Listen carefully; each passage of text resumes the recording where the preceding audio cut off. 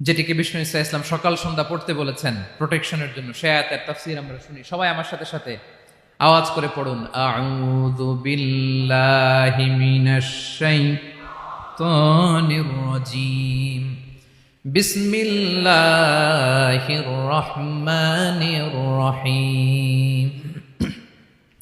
আল্লাহু লা ইলাহা ইল্লা হুয়াল হাইয়ুল কাইয়্যুম লা তা'খুযুহু সিনাতুন ওয়ালা নাওম লাহু মা ফিস সামাওয়াতি ওয়া মা ফিল আরদ মান যাল্লাযী ইয়াশফা'ু 'ইনদাহু ইল্লা বিইذনিহি يعلم ما بين أيديهم وما خلفهم ولا يحيطون بشيء من علمه إلا بما شاء وسع كرسيه السماوات والأرض ولا يؤوده حفظهما وهو العلي